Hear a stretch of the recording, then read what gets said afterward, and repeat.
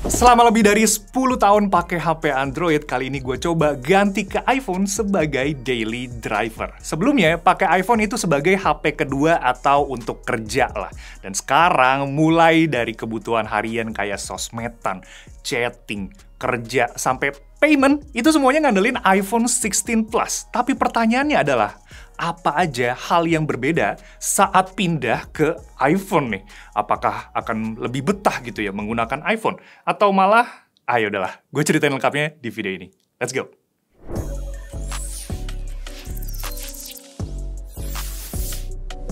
Oke, sebelum masuk ke experience-nya, langkah pertama yang gue siapin sebelum pindah ke iPhone 16 Plus itu soal proteksi dan charging. Di sini gue pakai case MagSafe, terus ada tempered glass juga, dan charger dari Rapatech. Tempered glass-nya sendiri ini gue pilih versi yang instant fit, yang jenisnya itu clear ya, dan ini bisa dipasang sendiri kok di rumah, dan prosesnya ini cepet. Cuma instalasinya 5 detik aja. Tinggal selipin HP-nya nih ke dalam frame tempered glass-nya, dan tarik tab di bagian bawah, terus copot lagi frame-nya. Udah, gitu aja. Simple. Dan untuk tempered glass-nya ini juga ada oleophobic coating-nya juga ya, jadi tahan terhadap minyak dan sidik jari. Terus frame-nya ini bisa digunakan kembali buat pemasangan tempered glass selanjutnya.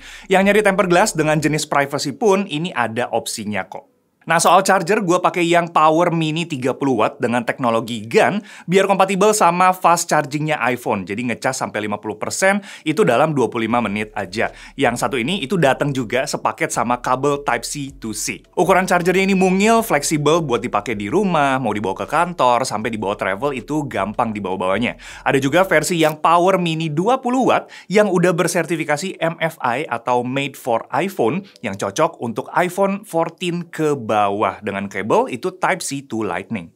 Kalau kalian tertarik buat lirik aksesoris iPhone 16 Plus ataupun iPhone model lainnya, bisa cek aja di Rapatech karena lagi ada promo hingga 50.000 khusus bulan Juni 2025. Lengkapnya kalian bisa cek aja di kolom deskripsi. Nah, hal pertama yang kentara banget pas pakai iPhone 16 Plus itu ada di bagian gesture-nya. Iya, terutama buat akses notification bar dan control center. Gua nggak lagi bisa swipe dari tengah layar ya, kayak misalkan gitu. Itu udah nggak bisa lagi. Sekarang perlu dibantu sama jempol tangan kiri, karena harus ditarik dari atas layar banget. Ya, atau perlu kita akses ke one-handed mode dengan geser yang bagian bawahnya ini, home button-nya, baru bisa akses deh itu si notification bar-nya pakai satu tangan. Selain itu, sampai sekarang muscle memory gue itu masih suka back dengan geser dari sisi kanan layar HP-nya. Sedangkan di iPhone itu kan nggak bisa ya, nggak bisa diterapin cara seperti itu.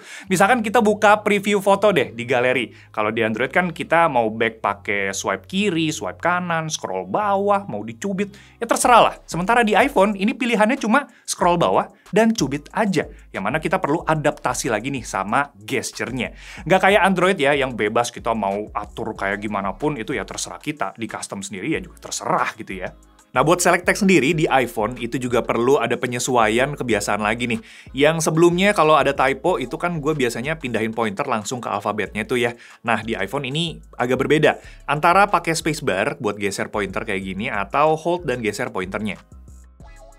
Dan select all text juga sayangnya nggak muncul di semua aplikasi. Misalkan nih ya, kalian bisa cekin aja, pas nulis komen atau caption di Instagram, itu kalian nggak bisa munculin si select all yang ada di iPhone gitu ya, sedangkan di Android ya ada-ada aja.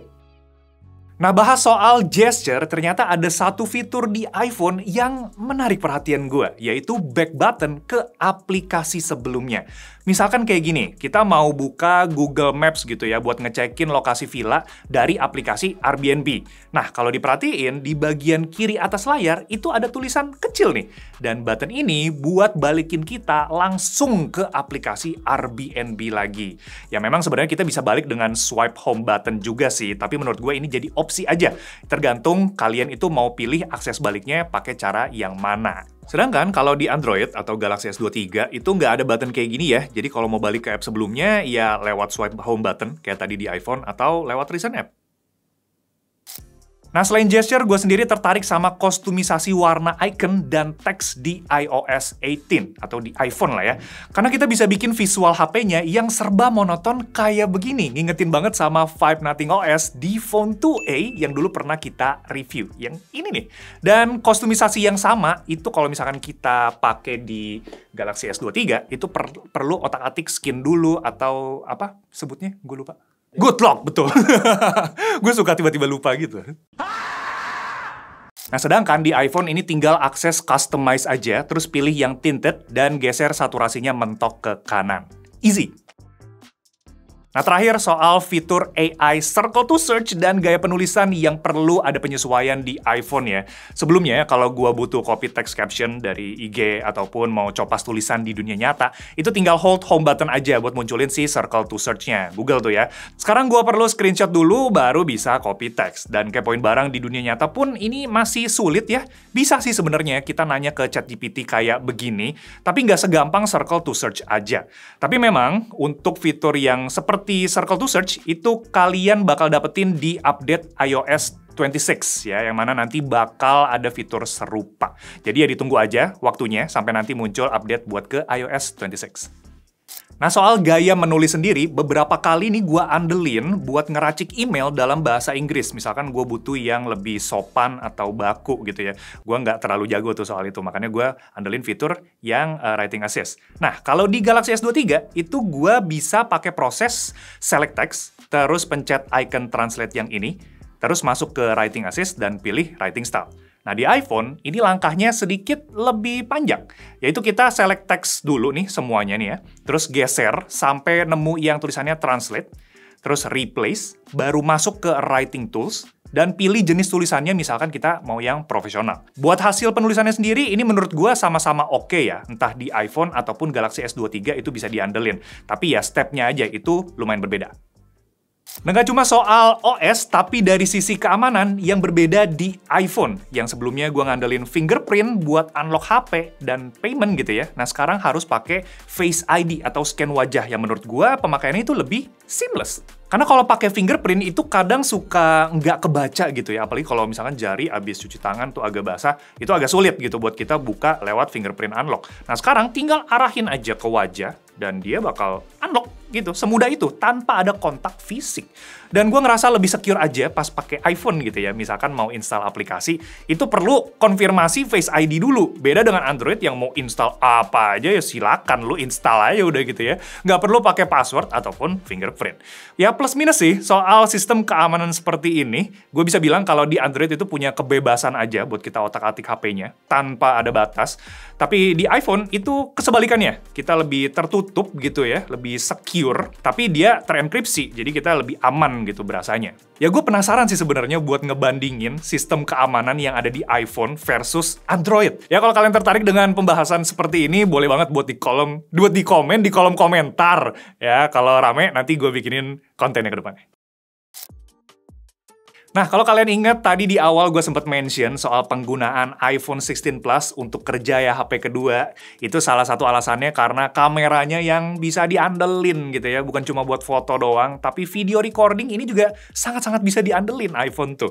Dan ini beberapa video yang kita ambil, nggak cuma gue doang, tapi anak-anak tim Best Indotech juga sempat ambil, menggunakan kamera depan dan belakang iPhone 16 Plus. Dan hasil foto dan videonya itu seperti ini.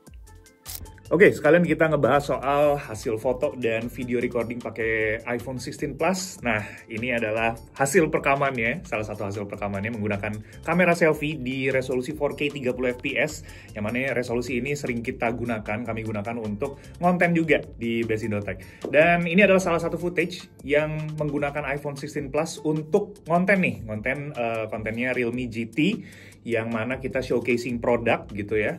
Di sini gue pakai kamera ultra wide-nya yang bisa ngedapetin si background-nya dengan jelas ya. Dan untuk produknya sendiri, si HP-nya sendiri, ini juga gue bisa kasih lihat beberapa fitur-fiturnya dengan baik gitu ya. Dan kita juga sempat ngambil momen pas tim Best Indotech itu lagi motret-motret di kawasan danau. Dan di sini gue menggunakan kamera ultra wide-nya yang diganti juga ke main cam dan digital zoom. Jadi ada perpindahan lensa tuh ya, kalian bisa lihat juga. smoothness-nya dan perubahan antar lensa itu ada kualitas yang berkurang atau tidak gitu ya. Kalau menurut gue sendiri sih tidak begitu jomplang, jadi gue bisa andelin di semua kameranya. Dan untuk hasil foto sendiri, gue mau ngajak kalian untuk POV motret pakai iPhone 16 Plus, dan ini gue motret di kawasan yang agak remang gitu ya, di dalam coffee shop namanya Revolver Bali. Dan kita cek untuk hasil fotonya nih. Pertama kita motret menggunakan main kameranya yang menurut gue lumayan menyenangkan ya. Kita bisa dapetin hasil yang bagus walaupun hanya point and shoot aja, dan ultrawide-nya sendiri ini juga bisa diandelin. Foto subjek itu dengan mode portrait bakal munculin kotak kuning yang kayak gini, dan ini juga nandain fokusnya udah terkunci ke subjek yang pengen kita foto.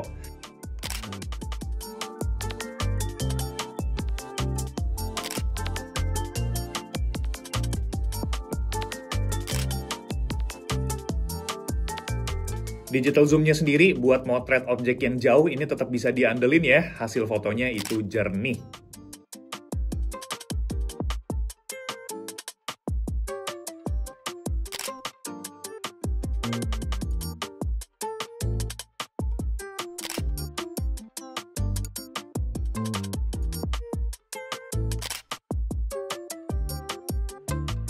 Sama kita cek lagi beberapa hasil foto dengan main kameranya iPhone 16 Plus buat motret berbagai subjek ataupun objek. Gak pernah gagal ya setiap kali gue jepret foto di berbagai kondisi. Detailnya itu cakep dan dari segi warna itu seimbang. Bisa dibilang setiap foto yang kalian lihat di video ini menggambarkan apa yang gue lihat di dunia nyata juga. Selain itu, gue juga manfaatin portrait mode di One X buat foto bareng sama Lim Review dan juga motoin Roy pas lagi jalan-jalan. Dia ngapain nih di atas batu? Dan melalui mode ini pun kita dapat hasil foto yang dramatis walaupun di beberapa area ada bokeh yang kurang maksimal. Hasil yang sama bagusnya juga bisa kita dapetin pas atur ke 2x digital zoom dan motret di kondisi yang gelap itu hasilnya tetap oke. Lanjut ke kamera ultrawide-nya yang jadi favorit gua untuk nangkap pemandangan, arsitektur, bahkan human interest. Dan terakhir di bagian kamera selfie yang banyak digunakan untuk ngabadiin momen bareng sama tim Besindotech. Dan kita bisa pakai selfie portraitnya juga dengan hasil yang bagus. Nah terakhir yang mau gue bahas dari iPhone 16 Plus itu dari 3 aspek yang saling berkaitan nih. Yaitu pertama ada baterai yang luar biasa awet karena efisiensi chipsetnya. Dan ada hubungannya juga dengan layarnya yang 60 Hz. Aduh. Jadi gini, seumur-umur pakai HP Android, gue jarang banget dapetin baterai HP yang bisa tahan lebih dari 1 hari ya untuk penggunaan daily nih. Kecuali yang mungkin HP-HP Android sekarang yang baterainya udah sampai 7000 mAh, ada yang 7300 mAh dan lebih. SOT gue sehari-hari untuk iPhone 16 Plus sendiri ini ada di 5-6 jam. Dan itu pun masih ada sisa 30-40% pas malamnya. Jadi yang biasanya gue ngecas malam pas tidur, sekarang berubah ngecas keesokan harinya di kantor. Jadi ya lumayan nih bisa irit listrik di rumah tuh. Jangan bilang ke Malvin deh. Dan hasil ini kita dapetin juga di iPhone 16 Plus dengan kapasitas baterainya yang di 4600 mAh. Ini spek gue kutip dari GSM Arena ya, karena Apple sendiri nggak nyebutin secara spesifik berapa kapasitas baterainya. Nah soal chipset, jujur gue belum ngetes langsung soal efisiensi A18 yang ada di dalam sini. Tapi yang gue baca dari review adalah chipset ini punya ukuran transistor yang lebih kecil dari A16 atau chipnya di iPhone 15 Plus. Dan secara overall itu dia punya performa yang lebih kuat dengan efisiensi baterai yang lebih baik. Dan ditambah lagi dengan layar iPhone 16 Plus yang pakai jenis panel OLED, terus refresh rate-nya tadi mentok di 60 Hz, dan dia nggak support AOD juga. Jadi chipsetnya dan layarnya ini sama-sama ngebantu buat hemat daya. Tapi sayangnya, karena layar HP iPhone 16 Plus itu refresh rate-nya di 60 Hz tadi, jadi berimbas nih ke pengalaman buka tutup atau pindah-pindah aplikasi pas pakai si HP-nya. Kalian paham lah rasanya layar 120 Hz itu seperti apa. Dan karena udah terbiasa juga nih dengan refresh rate seperti itu, jadi mata gue menilai iPhone 16 Plus kurang mulus jadinya. Dan buat gue sendiri, jadi hal yang agak disayangkan aja karena chipsetnya ini udah kenceng gitu ya. Tapi nggak bisa disampaikan dengan baik dari segi visualnya. Dan terakhir, sebelum gue simpulkan videonya, gue mau update soal integrasi iPhone dengan device lain di luar ekosistem Apple. Kayak kirim-kirim data ya ke HP Android ataupun PC Windows. Mungkin kalian udah ngeh juga kalau di Instagram Besi.tech kami sempat bahas soal fitur Local Send dan Blip ya sebagai pengganti AirDrop. Nah, fitur ini juga selalu gue gunakan buat oper-operan data dari iPhone ke device lain lah yang ada di kantor. Gak ada lagi deh batasan yang bikin susah koneksi antar device nih. Dan beberapa brand HP juga mulai nerapin ya untuk fitur konektivitas yang serupa biar bisa terhubung dengan Apple device. Misalkan O-Connect di HP-nya Oppo, Realme, OnePlus, ataupun Xiaomi Interconnectivity. Jadi semuanya nih udah bisa dibilang mudah lah buat kita oper-operan data.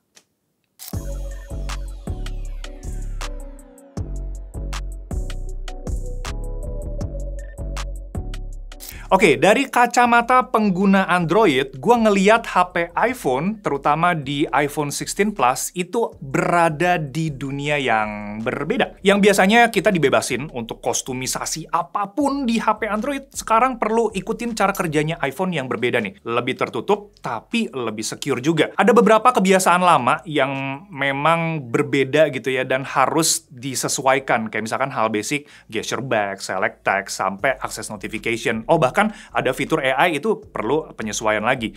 Walau gitu, soal produktivitas terutama kamera dan posting konten di sosial media, ini lebih bisa diandelin pakai iPhone 16 Plus ketimbang HP Android. Ya, untuk saat ini gua rasa lebih nyaman sih buat gua balik ke setup awal, yaitu pakai Galaxy S23 untuk kebutuhan pribadi sehari-hari ya, dan iPhone 16 Plus buat kerja. Tapi urusan keuangan kayaknya gue nggak bakal pindahin lagi dari iPhone ke Android sih. Lebih peace of mind aja di iPhone. Dan buat kalian yang pengen pindah juga ke iPhone, rasanya worth it sih buat pertimbangin iPhone 16 Plus ini. Terutama kalau kalian pakainya untuk penggunaan harian. Ini baterainya nggak ada lawan. Nggak ada obat, super awet. Gua rasa sebulan bareng sama iPhone 16 Plus masih belum cukup ya buat kenal sama dunia per-iPhone-an. Ada banyak hal yang perlu gua gali lebih dalam, terutama di bagian ekosistem Apple. Dan gua penasaran sih buat coba pakai yang seri Pro-nya. Tapi gimana menurut kalian? Apakah kalian salah satu pengguna Android yang sekarang udah berpaling ke iPhone? Boleh banget buat dikasih pendapatnya, masukan, dan ceritanya di kolom komentar. Kita ketemu lagi di bawah sana dan di video selanjutnya. Thank you guys. Ciao! Ada, ini pertama kali pindah ke iPhone itu pas kemarin jalan-jalan ke ini ya, Besi.tech ke Bali ya. Dan gue pakai HP ini, dan gue merasa kayak, kayaknya menarik nih. Tapi lebih menarik kalau misalkan kita cobain yang Pro-nya gitu ya.